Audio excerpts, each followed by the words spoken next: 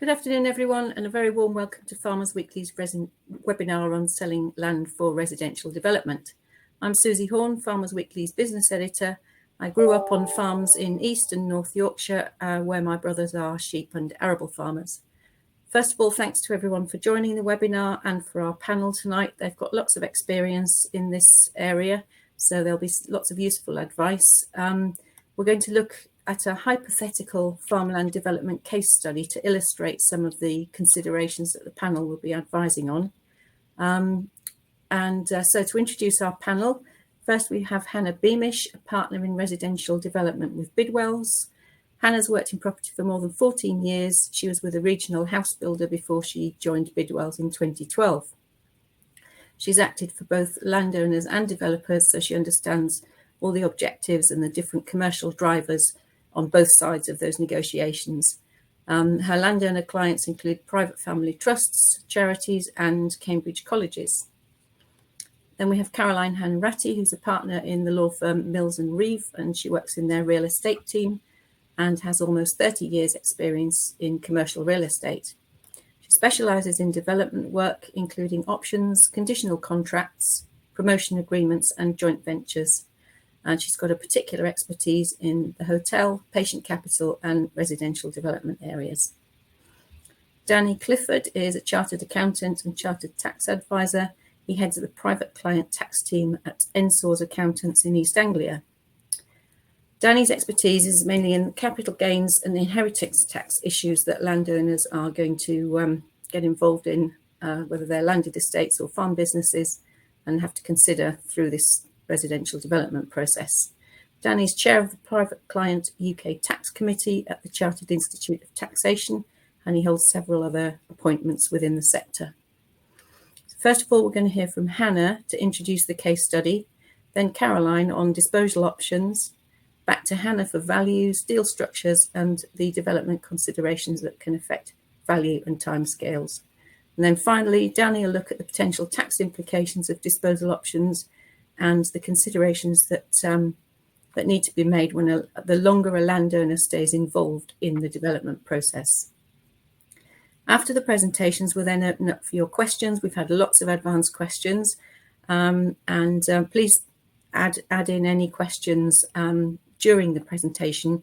You can ask a question at any time by typing them into the box at the foot of your screen, and then I'll direct them to the panel as they come in. We won't be tackling, we've had quite a lot of planning questions. This really is about the options for selling land for residential development and the mechanisms for doing that. But we have got, luckily, Rob Hopwood, who also works for Bidwells, who's going to answer some of the planning questions for you by email in the next few days.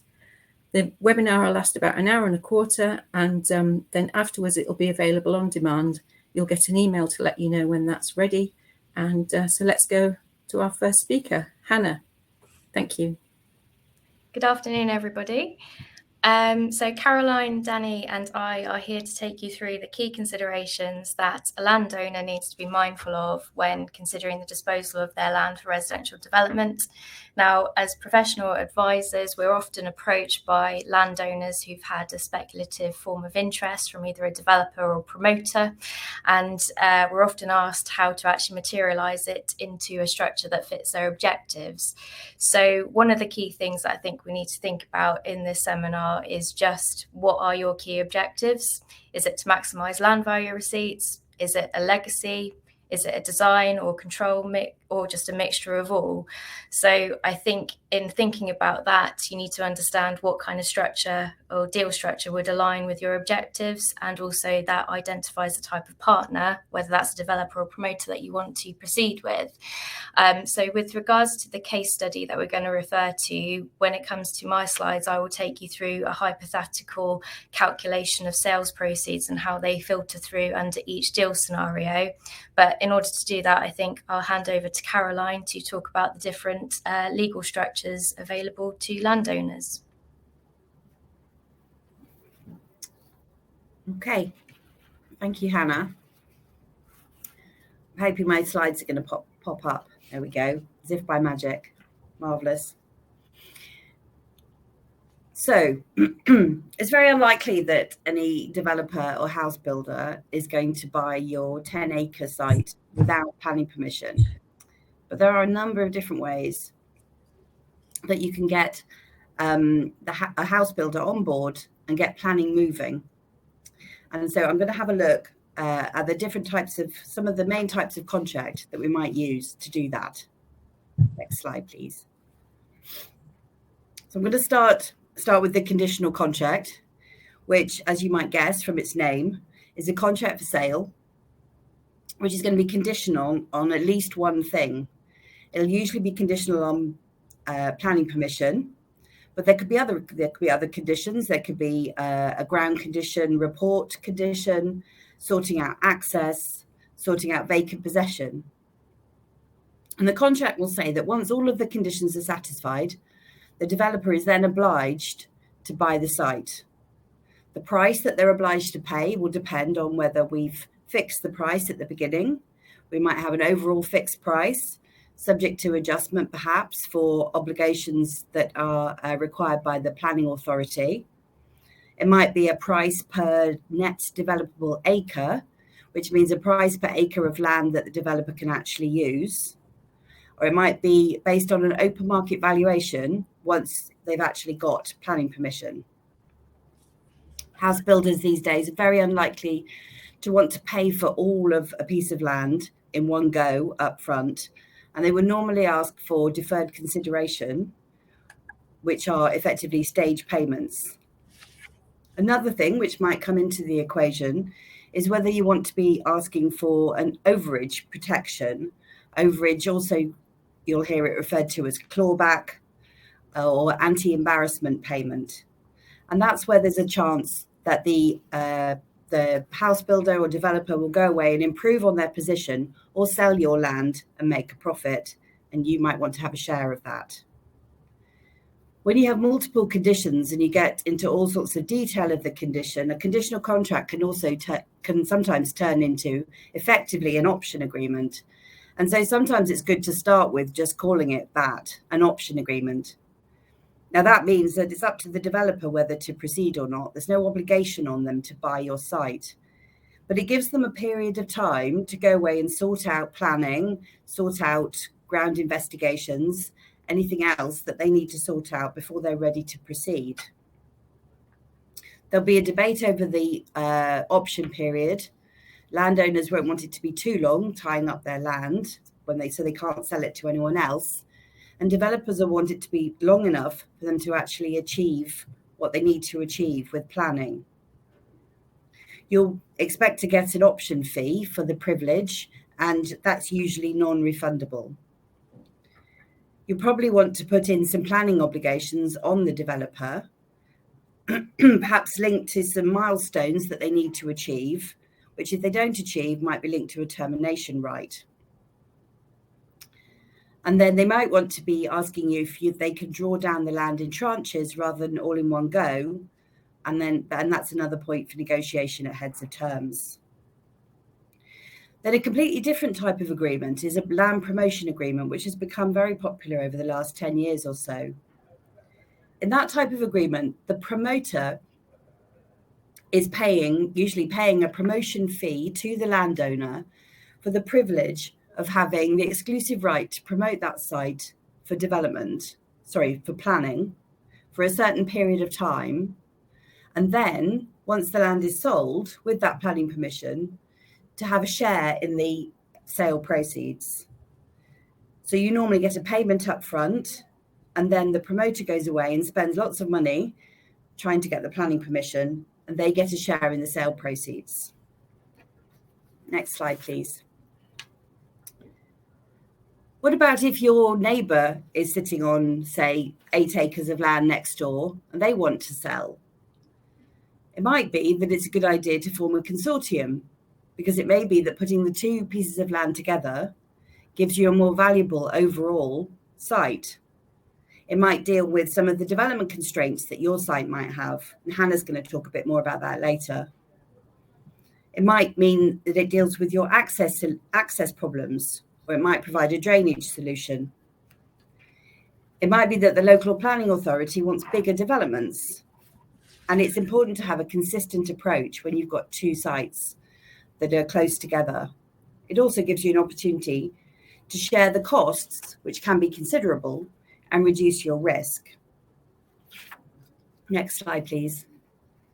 So if you decide you do want to join forces with another landowner, there are lots of ways that you can formally offer two pieces of land for sale, including a joint venture company. But there is also just the possibility to enter into a landowner's agreement where both sides are committing to sell their land, but they hang on to ownership. You'll want to agree on what your objectives are, perhaps what minimum price you'll accept, how long it's going to last for, how you're going to divide up the costs and the profits, and how you're going to make decisions if you don't always agree on everything. And a landowner's agreement is essential because however friendly it might be at the start, might not always be the case. Right, now back over to Hannah now.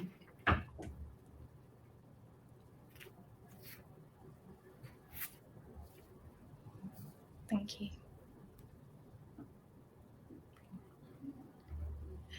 Next slide, please. Thank you.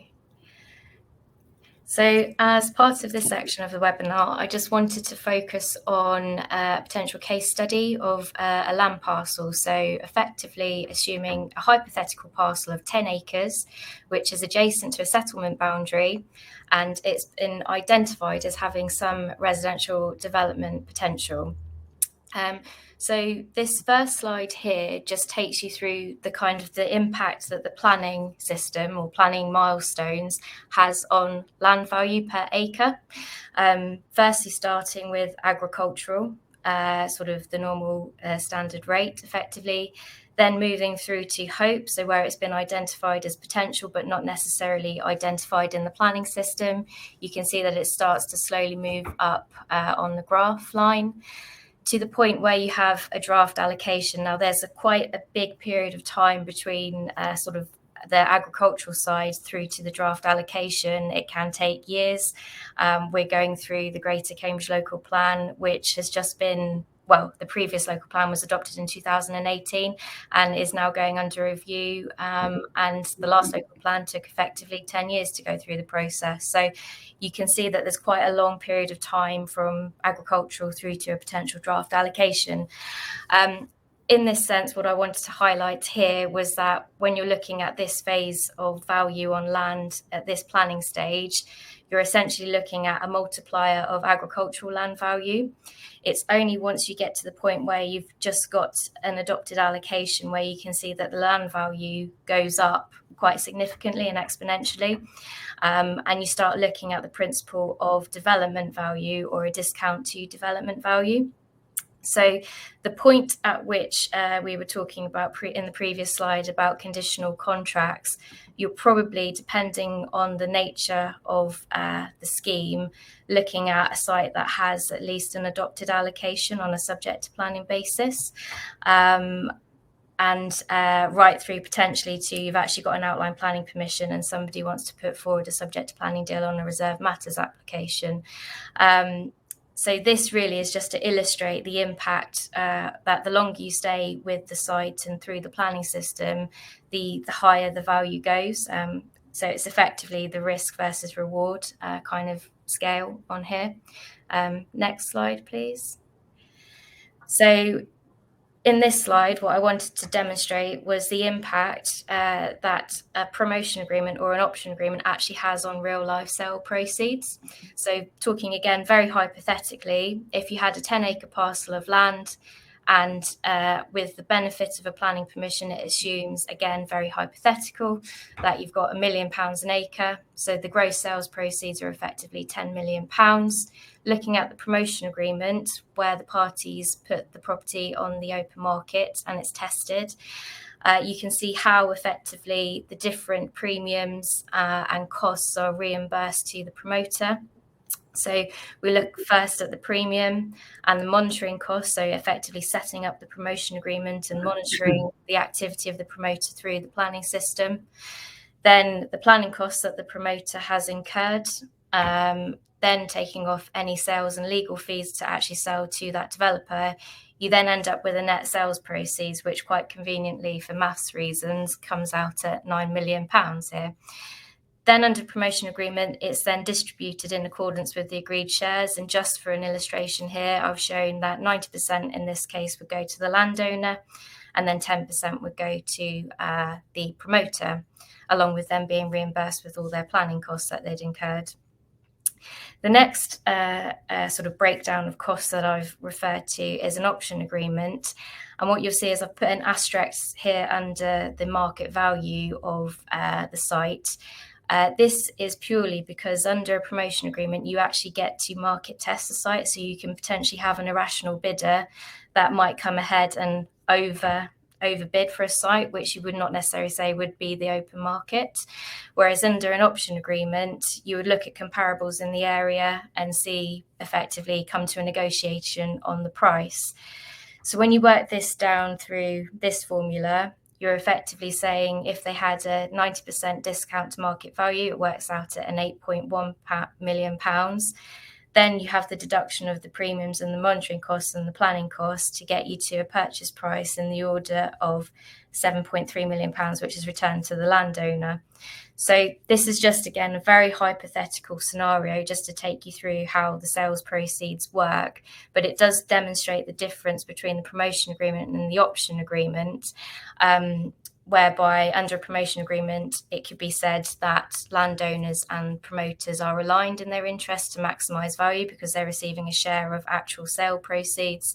Whereas under an option agreement, a developer, it's a negotiation effectively.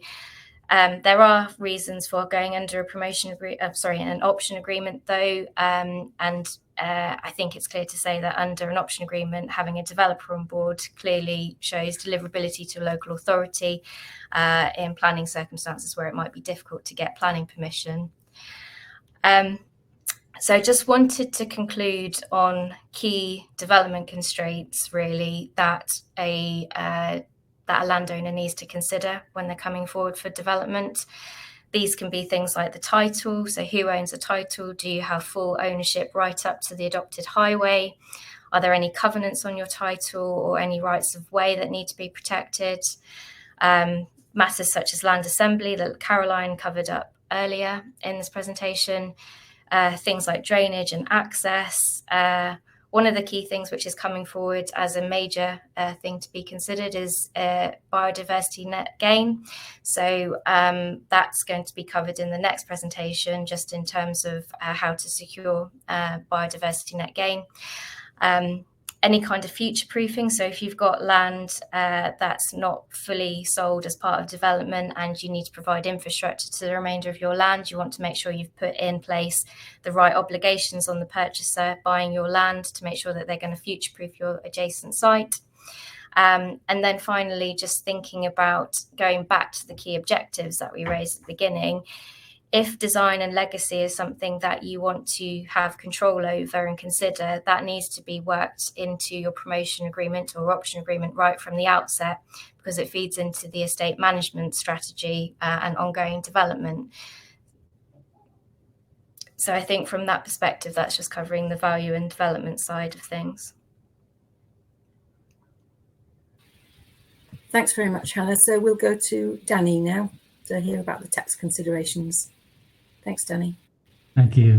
Good evening, everybody. We're going to look briefly at just some of the tax considerations taken into account when one's looking at longer term capital disposals.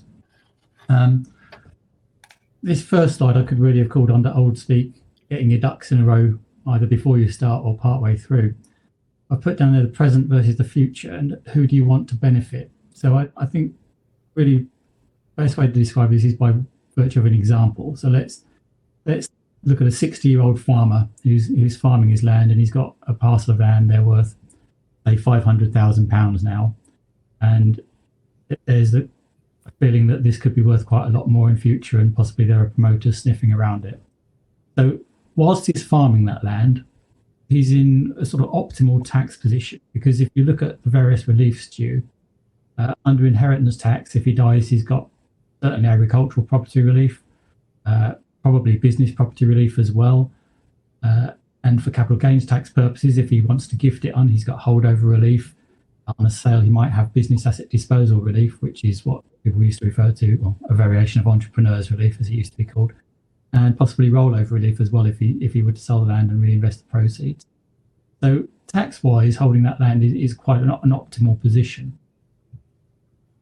But it's also an optimal position for passing it on. So if the farmer's 60 years old, he might think, well, if this land does come to fruition on a sale and there's a hefty sum to be received as proceeds, then do I want all of those proceeds falling into my tax book, or do I maybe want to pass them on to the next generation? So what he might do at that point is say, either we'll take for an example the whole site. Let's say he says, well, I don't need that money, but then I would want to pass it on to the next generation when it comes in. Best way of doing that is actually to consider passing the land on now, because if he passes the land on now for capital gains tax purposes, he's got holdover relief and can hold over the gain, so there's no capital gains tax. For inheritance tax purposes, he's got to live 7 years for it to fall completely outside of his estate, because it will be a potential exempt transfer. So if he survives the 7 years, then there's no tax at all. But even should he not survive the 7 years, if he's still using it either in a business or as agricultural property, then agricultural property relief will still fall due on it. There's a very strong chance that land worth £500,000 can be gifted on with no tax consequences at all at the current time. Now, if he were to die and none of the reliefs be available, worst case scenario, which is unlikely but possible, then 40% of £500,000 is £200,000. That's his potential IHT liability. He's 60 years old. If he really felt minded to, he could insure against it. So compare that to the do nothing and wait to see what happens when the proceeds roll in. Well, in 10 years' time, let's say, the proceeds roll in, the development goes according to plan, and the farmer signs up, sells the land, and it's £5 million, as an example. Well, at that point, the farmer is now 70 years old, and he's got a sudden influx of cash of £5 million into his estate, which has no relief on it at all, which is entirely taxable, and 40% of £5 million is now £2 million. His method for getting that out of his estate would be to gift it on and hope to survive the 7 years, which means now surviving until he's 77, because you've delayed the gift by 10 years. And if it goes wrong, there's £2 million at stake now, as opposed to the unlikely worst case scenario of £200,000 before the whole project started. So he may not want to give away the entirety of the land. It may be part and part, but up front, it's worth considering who do you want to benefit if this thing does come to fruition. And there's a second reason for looking at the reliefs on there, which is to say, well, even if the farmer's going to keep with it for the full 10 years, he needs to look down the list of reliefs and make sure that all of those reliefs remain available to him throughout that period, because there could be other times when he feels actually more secure in gifting it away during that 10-year period. But most importantly, perhaps, is looking at business property relief, because as that land accumulates value, as the graph previously showed, when it becomes an exponential increase, well, that value over and above agricultural value wouldn't get any benefit of agricultural property relief. The only thing that's going to save that from inheritance tax is business property relief. So the farmer would want to make sure that he's structured his business, and if it's a partnership, it might mean having the asset on the balance sheet to secure 100% business property relief, because otherwise a death in those circumstances, when the value has gone in and you haven't got business property relief, could be, I was going to say fatal, but that's not the right word, undesirable. Next slide, please. So there's often asked what's the best way of disposing. And the simple answer is there is no single best way of disposing of making a disposal. The answer is that there's probably a best way for you to make your disposal, given all your requirements as regards risk, profit, tax, and as we alluded to, the control you want to see over the site moving forwards. But sometimes people get caught up in how the proceeds are going to come in. Well, the starting point is that whatever the proceeds are, they're always going to be taxable up front. The only question is, to what degree are they taxable up front? So if you've got cash on a sale, well, the cash is simple proceeds. As you would expect, you sell your land for £1 million. Your gain in that £1 million will be taxable full stop at 20% likely. But what about cash plus? Well, what if, as you alluded to earlier, you've got deferred proceeds? What if it's £750,000 now and £500,000 in a year's time, and another £250,000 in 2 years' time? Well, the answer is, if that's set in the agreement, that's all taxable up front. So the thing to watch out for there is that you get at least enough in your first tranche to make sure you can pay the tax that will be due on that entire sum. Now, as to what quantum will be taxable, if the agreement makes reference to a pounds figure, then that will be the figure that's taxable. So if it's £200,000 in 2 years' time, it's £200,000 that's taxable. You don't look at contingencies, whether it will or won't be paid. You don't look at the risk of non-payment, and you don't consider the fact that you won't get the money for 2 years. The tax is blunt. It's going to be £200,000 and it's taxable now. You then have to consider, are proceeds ascertainable or are they unascertainable? So ascertainable proceeds will be taxable in the sum in which they're due. And ascertainable means anything that could be calculated because it's based on something that's happened at the point that you sign the disposal documentation. So you agree to sell the land, you sign the documentation. Anything that's happened up to that point is ascertainable. So if somebody says, well, we'll buy it from you for £1 million plus 10% of your profits for the year ending the day before you sign this contract, although you don't know what that figure is at the point you sign the contract, it can be worked out. And because it can be worked out, because it's based on past events, it's ascertainable. And when that figure is worked out, it's taxable up front. Well, unascertainable consideration, that's in the line of something that's based on a future event. So it's, well, I'll buy your land from you for £1 million plus 10% of something that's going to happen in the future. And in that event, what revenue says, well, actually, your proceeds are two things. Your proceeds are the £1 million you receive, and your proceeds are the right to receive some money in the future. Now, someone has to come along and value that right, but whatever value they give to that right, that's the value that's taxed up front. So you might be sitting there and saying, well, but that they might value that at a figure other than the amount that eventually rolls in when that condition is met in the future. Well, what happens is when you sell the site, you sell for cash of £1 million, that's set, and a valued right, and whatever that value is, you pay tax on that. When the money rolls in for that right in, say, 10 years' time, when the development is finished and you get your 10% share, well, then you come back and you say, well, I'm now selling my right for whatever it was worth when I got it for whatever it is worth, whatever cash I actually get for it in the future. So there's actually two disposals in that event: one when you sell the land, one when the right is cleared at the end of the story. So although you don't know what any of these numbers are, everything will be taxed up front, and it will either be taxed because it can be calculated or be taxed because it can be valued, but it will be taxed up front. Now, the one thing to watch is if the proceeds are unascertainable, but it's cash plus something to do with the development. So it's £1 million plus 10% of the developer's eventual profit over £5 million, say. Well, what happens there is the revenue will say what you've got effectively is a slice of the action. You're taking part in what the developer is doing. The developer is making a profit and you're getting a slice of that. And to the extent you do that, that's going to be taxable as income. And if it's lumpy sums, you're probably looking at 45% tax on that, as opposed to 20% tax if it's a straight capital gains tax sale. So that's one thing to watch. Yes, a lot of people are afraid of it. It's not something necessarily to be completely afraid of, because if the numbers stack up, it still might be worth doing. But you need to be aware of the tax implication. Similarly, if you start to develop the site yourself, as soon as you start doing that, you're into trading and you're in the income tax at 45% rather than capital gain at 20%. Next slide, please. So just to wrap up, what are the other options? We've got use straight sale, options and promotion agreement discussed in the presentation earlier.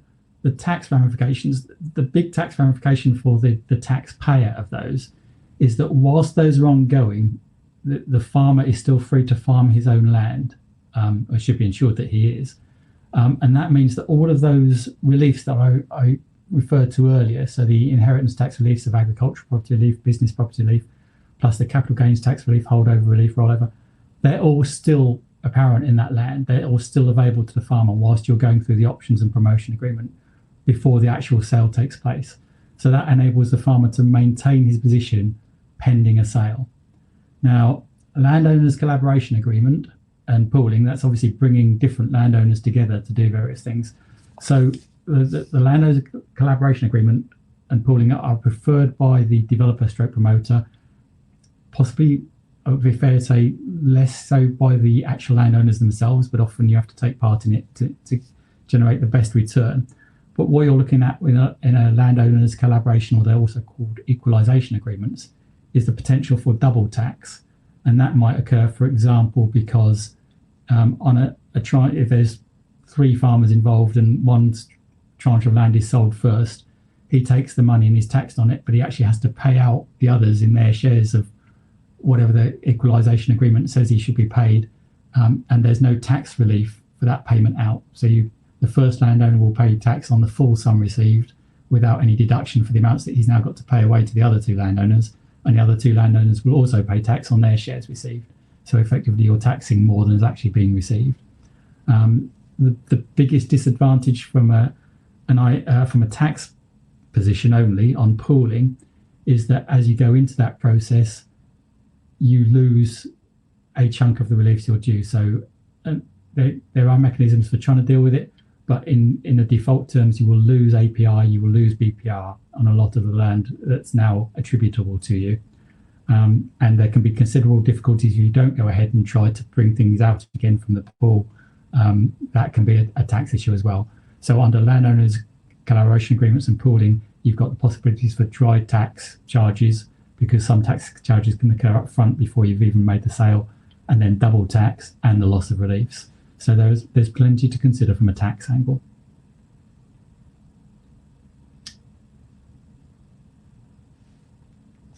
All right, thank you very much, Danny, and everyone. Lots to consider there, and I think each of your presentations could have been a whole webinar. We're going to move now to the questions, but one thing just occurred to me, Danny, while you were talking. You said that in a lot of circumstances, tax is due up front effectively. But what happens then if you pay the tax or the portion that's due at that time, and the development fails, or the developer fails, or something goes wrong? Presumably then is there a refund or an argument with HMRC about what? Yeah, if the amount that you're taxing up front doesn't turn out to be receivable, then yes, there is a relief for going back and reclaiming that amount. Mm-hmm. Yeah, okay. You would always have a cash flow disadvantage that you've paid the tax up front. Yeah, okay, thank you. So we've had lots of questions in from the audience in advance and from the audience. So we'll go to the first one asked by John, and this is one for Hannah. I've been approached by several companies speculating about the sale of my land for development. How do I ascertain whether they're bona fide and or what the current value of my land might be? Again, probably a subject that would take longer than we've really got time for, but over to you on that one, please, Hannah.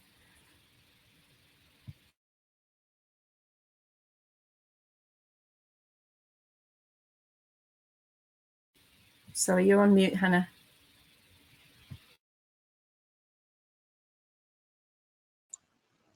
Hi, Hannah, just try hovering your mouse at the bottom of your screen and you can unmute yourself. Sorry, it happens. Shall we go on to a different question until we can unmute you? Yeah.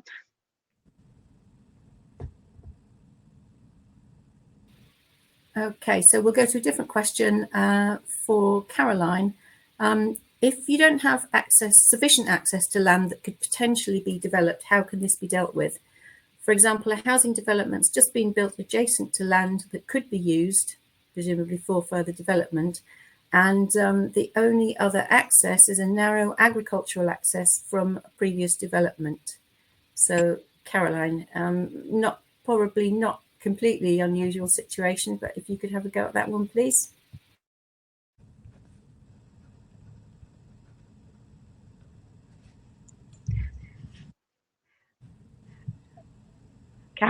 Caroline, you're on mute. If you wouldn't mind unmuting yourself 1 second, I think we need to go to that.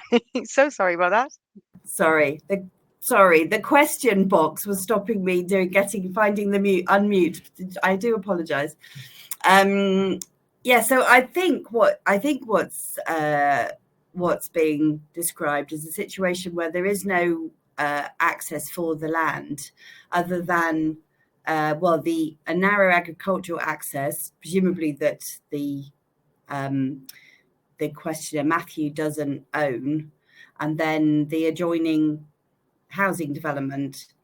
I'm assuming that, I mean, in some cases with development, where I'm selling land for development, I would put in an obligation on the developer to take the internal access roads all the way to the boundary, so that then it can be used to continue on into adjoining land and provide access for an adjoining piece of land. That may be the case, and that would be something you need to have a look at the title to the land which has been developed. However, there may also be the case that that landowner who sold that piece of land didn't want you getting just an automatic right to use their new roads that they've effectively paid for, and they may have retained a ransom strip along the boundary. And so that might involve, in order for you to gain access over the adjoining development, that may involve a payment to the previous owner of the land that's just been developed. So my starting point would be to have a look at the title to the adjoining land and see if there's anything on that title, see if there is a ransom strip. And then it's going to be a question of having a conversation with the adjoining owner to see if you can negotiate some rights of way over the land. Hannah, have you got? That's great. Thank you. And add anything to that? I've found the unmute button. Yes, sorry. Mine was hiding too. Yeah. No, were we talking about ransom strip? Sorry. Well, no, it's fine. If you do, I just thought you might have something to add on the, but it's fine. I think I've answered the question. I hope I have, Matthew. But if I haven't quite answered it correctly, then do get in touch afterwards. Okay, thanks very much, Caroline. So if we go back to the question from John, who's been for Hannah, been approached by several companies speculating about the sale of my land for development. How do I ascertain whether they're bona fide and/or what the current value of my land might be? So, Hannah. Right. So I think probably the first thing to say on this is that obviously each land parcel is different and bespoke to the planning system in that area. So the best thing to do, without wishing it to sound like a plug, is to approach a surveyor and ask them to review the situation, both from a planning and development perspective. I would say on the basis that you've been approached by somebody, there is potential. And also, in a way to check the status of that party is to have a look on Companies House, where you can identify who they are and the covenant strength that they have and sort of cash in the bank, really. So, without wishing it to sound like a plug, I would approach a surveying firm, a law firm, just to identify, whether they've come across that particular developer or promoter and what the prospects are, really, to be honest. And perhaps try to get some references from people that they've dealt with before. Yeah. Good. Thank you very much. We'll go to Danny now for a tax question. So this is Madge asking, is it worth developing a barn before selling it? It already has full planning permission and building control sign off of the plans, or sell it on to a developer, which would provide a greater return? And I guess every answer is going to be caveated by, well, it depends. But Danny, if you could talk us through the considerations for that, please. Yes, of course. Fundamentally, it depends. So is it worth developing before selling? Well, going from the default position where you just sell it first off, so what you're looking at there is you will get proceeds for that. It's taxable to capital gains tax at 20%, and sort of that's the end of the story. So you do the best deal you can on that. So is it worth developing? Well, the answer really depends on your ability to develop it, because clearly if you could sell to a developer, the developer is only buying it because they see that it can be developed and sold on at a price greater than the price they're paying you. So clearly there is a profit element in there to be had. The question is whether you can obtain that profit element by virtue of you developing it yourself, because of course the developer has the expertise and the knowledge to do it, knowledge of the market, and can maybe hang on, make sure they sell at the right moment, whereas you may be doing something you've never done before, I don't know. But if you were confident that you could develop and sell and sort of take some of that developer's profit, then certainly in theory, if you can buy into their profit, your total proceeds will be higher. What you have to bear in mind is at the point where you decide you're going to do that, and where you decide, right, we're going to develop this barn, and here the work is starting, and we're going to incur expenditure on that barn, what in effect is happening is you're starting a new trade, if you like, of developing a property. So that barn may have been, I'm going to assume for this purpose, let's say you've been farming in some sense, and that barn has been a part of that farm business, and it's sitting there maybe on the balance sheet of the farm, just as either it's derelict or it's been used as an asset on the farm. Well, the moment you make the decision to decide, well, we're going to develop it and we're going to spend money on it, and the expenditure starts, what's happening is you're taking that barn out of the fixed assets of your business and putting it into the trading stock of your business. And that takes place at the market value of that barn at that moment in time. And so what you're doing is effectively you're going to split the gain that you make into two, which will be at that point in time when you take that barn at its market value out of the farm and put it into your property development, there's capital gains tax on whatever the value is at that point in time. But then any extra increase in value that you give to that barn by undertaking the development work on it, well, that's going to be subject to income tax, because you're effectively you're trading, you're a developer. So you'll have capital gains tax up to a point of the market value of the barn, and then you'll have income tax on the increase in value that you give that barn by the development that you're undertaking. And really, coming back to the it depends answer, the answer depends how much can you eke out of that development profit to make sure that once it's taxed at maybe 45%, given the values that might be involved on that, you're still coming back to an answer that's greater than you could have got if you had just paid 20% on a straight sale to a developer. So it's all in the numbers, and your advisor should be able to help them. Again, there is no one answer, but in theory, if the development is done well, you should be able to take some of that developer's profit when you make your sale. Yeah, great. Thanks very much.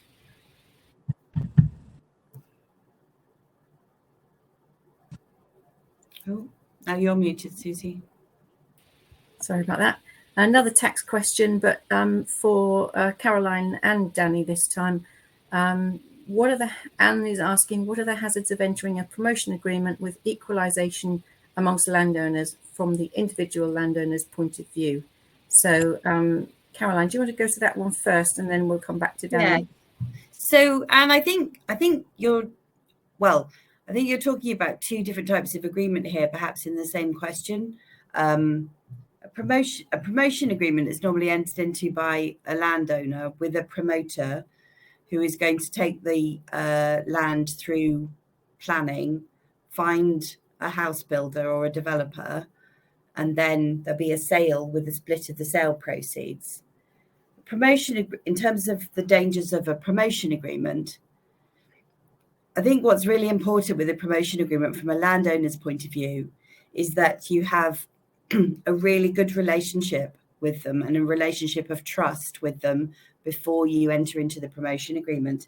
And promoters that I know spend a lot of time building up the relationships with landowners before anything is actually signed, because you're going to be in it with them for the long run, and you need to be confident that they are on your side. And the advantage of a promotion agreement, to turn it on its head, is that you ought to have the same interests, that it is in both the landowners and the promoters' interests to get the best planning permission, giving the best value and the best price for the land.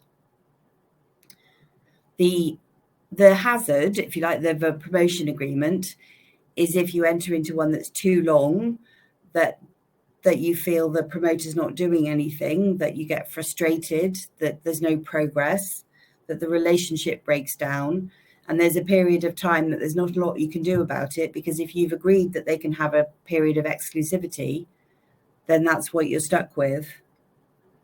You're also going to be responsible for all of the costs that they incur, and that will be necessary because they will need to spend quite a lot of money to progress the planning. So you will want to think before you enter into the promotion agreement about putting a cap on those costs. And then, of course, you are going to split the sale proceeds at the end, so you're not going to get all of the value of the land. An equalization agreement is usually amongst multiple landowners, and as I mentioned earlier, can be a really good thing for landowners, because it can, when you put the different parts together, you can come up with a more valuable development site, and you can all end up benefiting. So I suppose one of the hazards you might argue is that you are tied to a pre-agreed share of the profit, and you might find that that's not what you think you're entitled to at the end. So it's really important, again, to make sure that you're completely comfortable with the terms before you enter into the agreement, and perhaps you don't commit to an agreement that lasts for longer than you're comfortable with. Okay, thank you. We'll go to Danny in a sec on that one, but it just reminded me of something you said in your presentation when you were talking about option agreements, and you said it wants to be long enough for the developer to do what they need to do, Yes, to ascertain they can do everything they want to on the site, but they don't want to be too long for the landowner, because it locks them out of dealing with someone else if this developer loses interest or whatever. So again, it's really difficult to give a typical thing about what's a good, from the landowner's point of view, what's a good length, what's the right option period. I mean, it will depend on, it always depends, but it will depend on the current planning status. For instance, a site that's in Greenbelt, any developer is going to want a serious length of time, because they've got to work on, first of all, they've got to wait for an allocation, and then they've got to, promote the site and actually get the planning. That's a long time. That's a lot of investment, and they are going to spend a lot of money. So what they don't want is the option period to run out after they've spent a fortune on promoting it for planning and doing all their other investigations. So there is a trade-off there between the developer wanting long enough to make it work and make some progress, and the landowner not wanting to give away too much, because once you've granted an option, you have to wait for that option to run out before you can sell it to somebody else. What you can do is to build in, as I mentioned before, perhaps you could have an initial option period, and if they've reached a certain milestone, they get to extend it by paying you another option fee. That would be one way of doing it. Or if they don't reach certain milestones, you could have a termination right. Although developers are very reluctant to agree to set milestones. Okay, thank you. So Danny, do you want me to repeat that question, or are you okay on that one? I'm okay on it, thank you. Yeah, good, thank you. I think, again, yes, it's right to split them into two. So what I'm going to talk about is one I'm working on at the moment, where there's several landowners involved, and there's a promotion agreement between each landowner and the developer, and then there's a separate equalization agreement amongst landowners. So it sort of ties it together. So effectively, the promoter is taking 3 sites forwards. So with a promotion agreement, well, the upside, I know that's not the question, but the upside is that whilst you continue farming it, and whilst that promotion process is ongoing, you retain all of your tax reliefs. Right there, which isn't true of, say, pooling arrangements. The really comes with the equalization agreement between the landowners, and there's one very obvious downside, which I'll come to in a moment, which is the tax downside, but it's how it comes about, because quite often the equalisation agreements are predicated on, like, the starting point is that the whole site, i.e. in my case, the 3 pieces of land that come together, they will all be sold as one. And so that's the predicated starting point.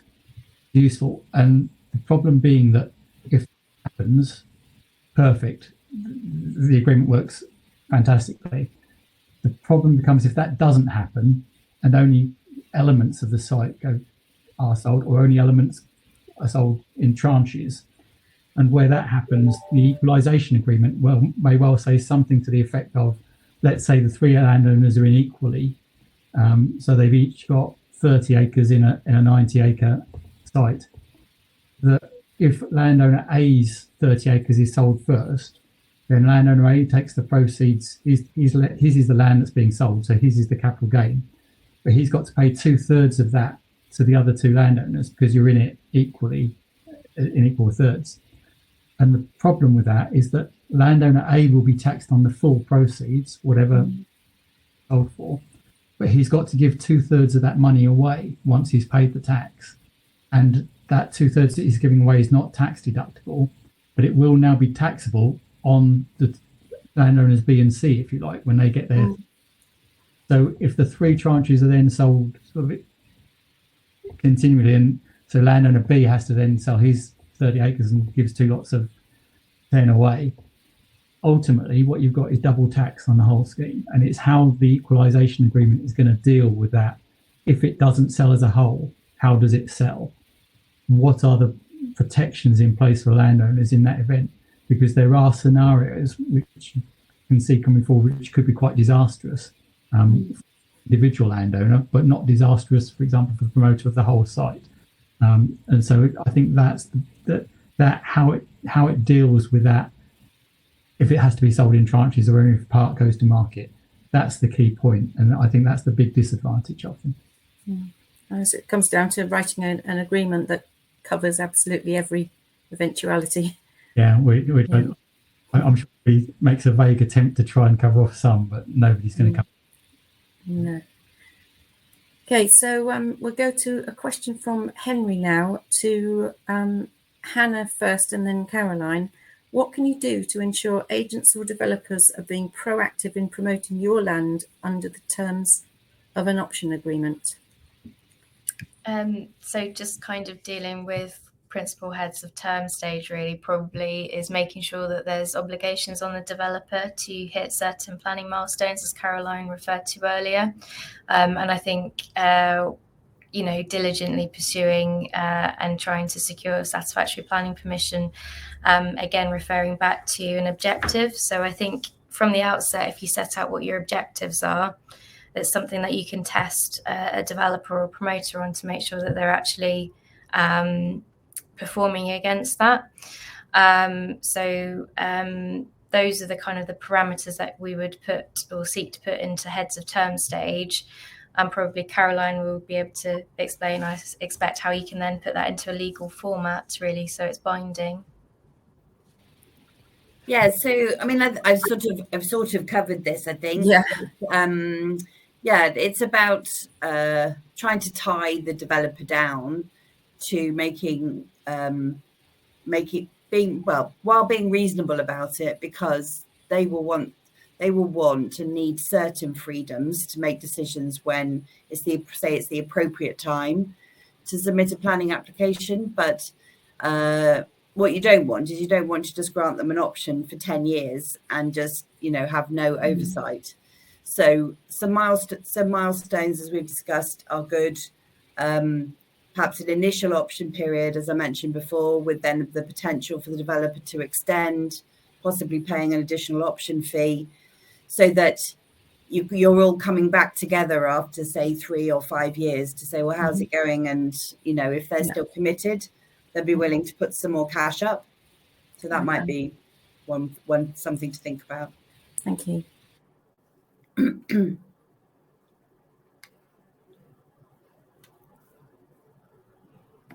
You're muted, Suzie. Thank you.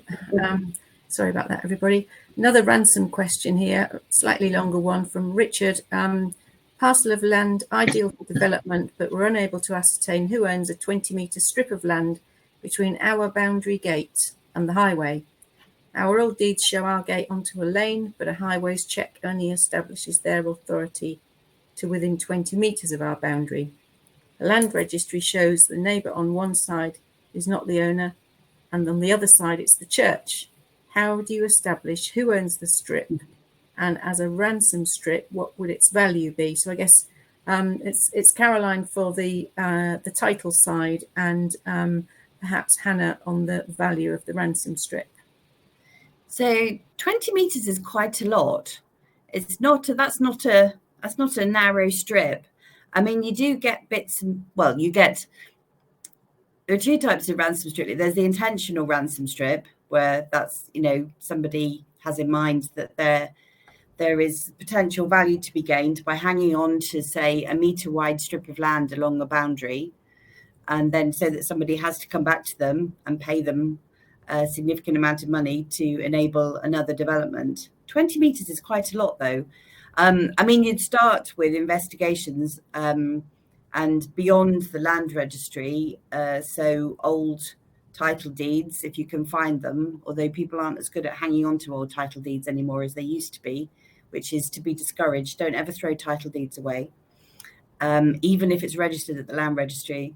So investigation work to try and figure out who used to own perhaps the whole area, who owns the land either side of the 20-metre strip. It sounds like they don't.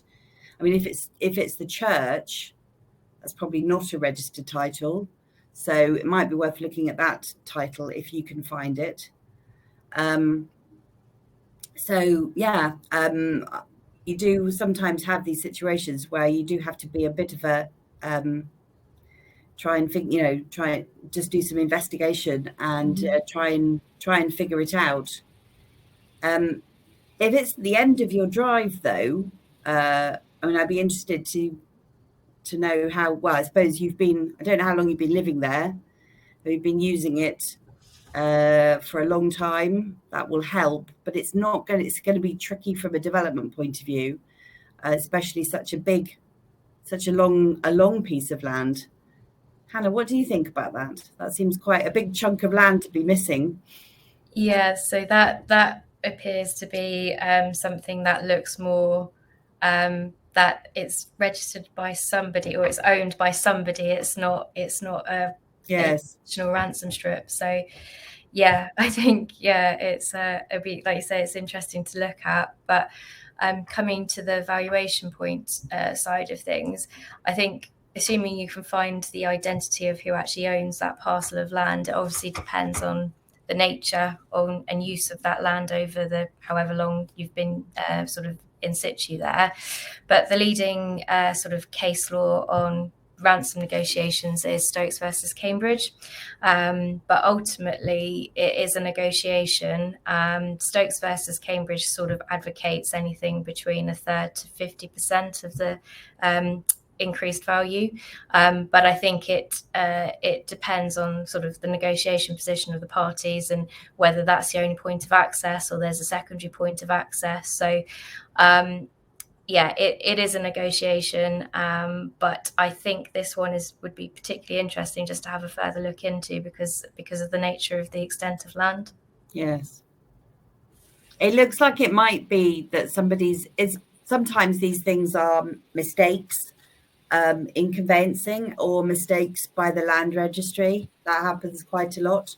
Mm-hmm. So I think it would be a question of going back with as many old documents and looking back at the history of all of the surrounding land. Okay, thank you very much, both of you. Another one for Caroline now. This one's about covenants relating to land. How restrictive can they be when selling land for development? Examples in our case are mining and mineral extraction in particular, which has been reserved over the entire holding. So it's a little bit difficult to understand exactly where this one is coming from, whether they presumably want to sell land. Yeah.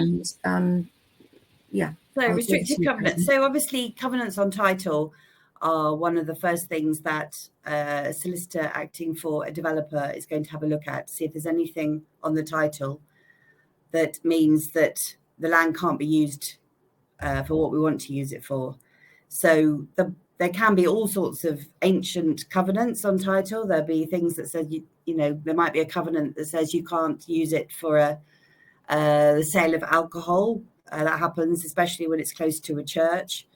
What you don't want, obviously, if it's residential development, is one that says you can't build houses on it. That would be fairly disastrous, especially if it's a recent one.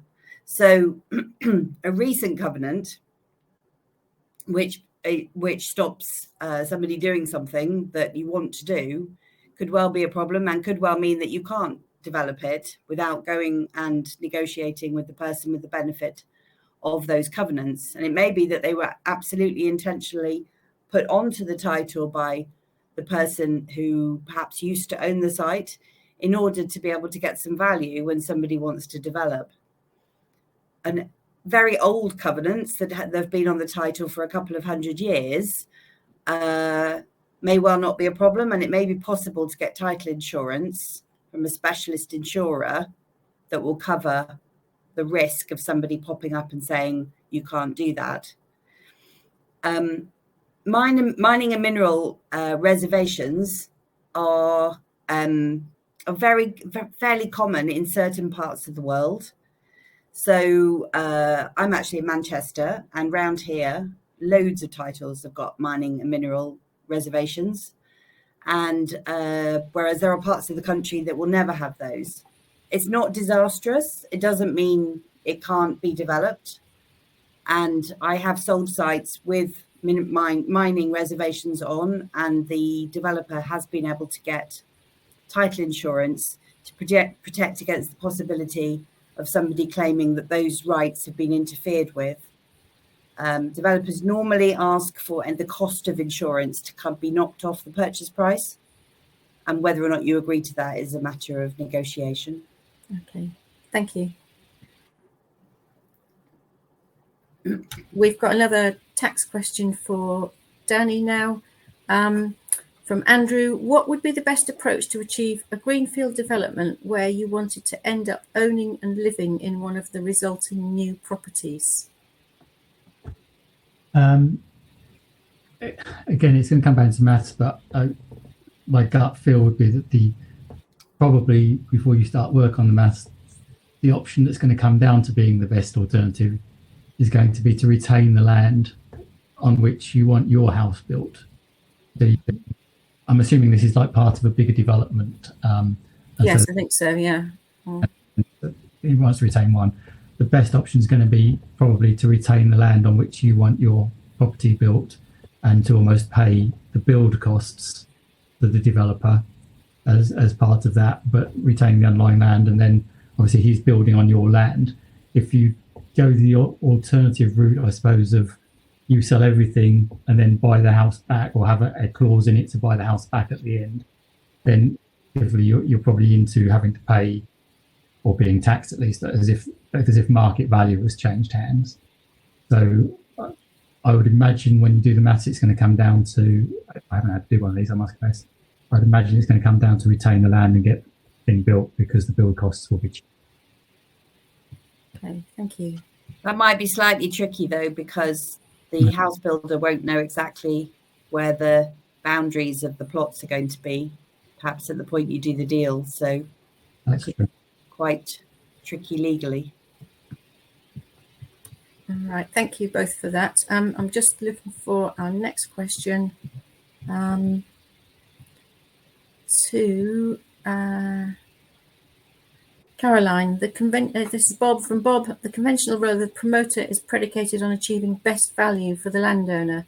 In practice, this means promoting the site through planning with a design and layout that be the most attractive to national house builders, because they're in the best position to pay the highest price for the land. Obviously, promoters are incentivized to achieve this through percentage fees on sale values.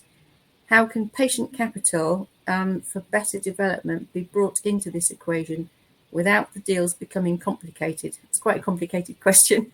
It is, but I've had to, yeah, I'm interpreting what Bob's asking. So if I've got it wrong, Bob, apologies, and do feel free to get in touch afterwards. But I think what you're asking is that if you want to end up with a better quality development that might take longer and cost more, perhaps, and not be the best, quickest, highest price, then can you achieve that? I think that's what you're asking.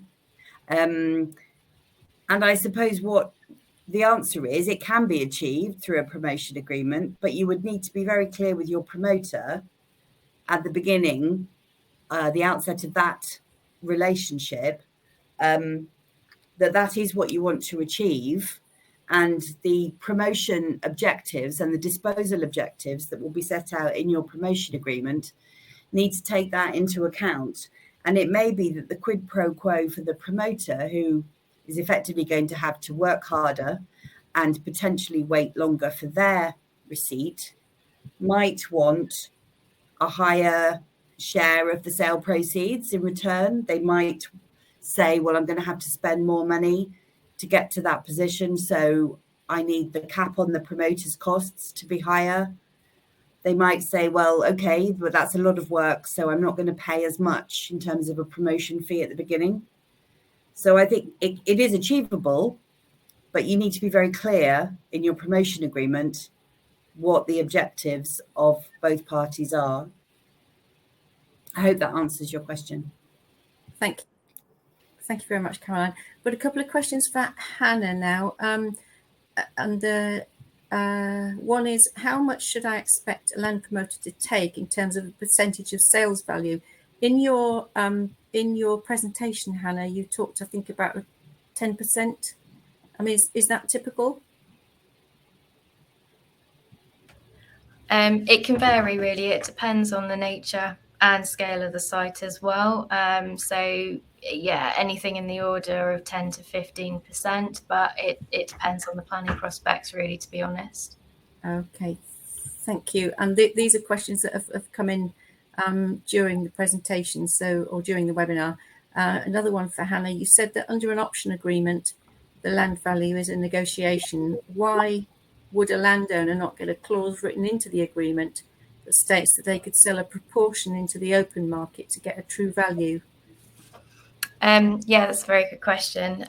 So a developer is a different entity to a promoter, effectively, under these agreements. So a developer is entering into the agreement because they want to build out the houses.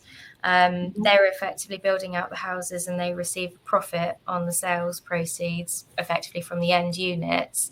We do have circumstances where we can have a hybrid promotion and option arrangement, but that's normally used for large-scale sites that are delivering sort of 1,000 units plus, just because it's all about infrastructure delivery. But yeah, the short answer is a developer, you enter into an agreement with the developer because you want to demonstrate delivery, and that's why the developer goes into the agreement, because they actually want to build out the scheme. So yeah. Great, thank you, Hannah. And one for Danny now, another one that's come in during the session. Will my capital gains tax position change if my land has been rented out for 5 years before I farmed the land for the next 5 years? Is BADR, I think that's business asset disposal relief, or rollover relief, restricted? Yeah, the very short answer is yes. Yes, in both cases. I think if you see your accountant, there may be something.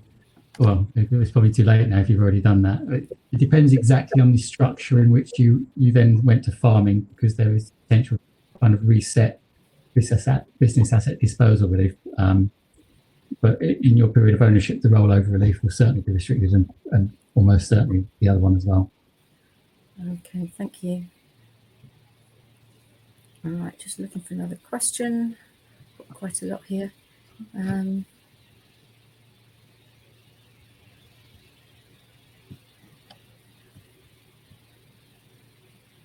Right, if If land, I'll just read the question. I'm not sure whether it's Caroline or Hannah in this case. If land has been allocated and the promotion agreement has just expired, should landowners pursue an option or promotion agreement?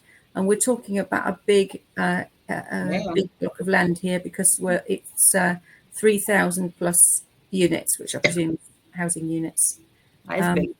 Yeah. Hannah, do you want to have a go at that one first? And this probably will be our final question. We're just slightly over an hour and 10 minutes now. Yeah, so this is actually quite an interesting one. So the site's been allocated for 3,000 dwellings. I think probably in the first instance, it's probably having a look at the nature of that allocation and whether or not it can actually be clearly separated into different parts and parcels, and whether you can get you can sort of look at a subject to planning agreement on a parcel. That would probably be the first thing, is to actually look at the nature of the allocation and whether you can clearly define separate phases to the development, and whether that would dictate going under sort of a subject to planning deal on parcels. Another route is to look at a promotion agreement or an option agreement, but I think you would definitely want to have a lower discount to reflect the fact that the promotion, quite a lot of the heavy lifting on the risk on the promotion has already taken place. But that's kind of where I would start from that basis. Caroline, don't know where you... Yeah, no, well, that's all. I agree with you. I mean, that's a big site, isn't it? And that's not a straightforward, somebody's just going to take that off your hands and pay you a huge amount of money all in one go.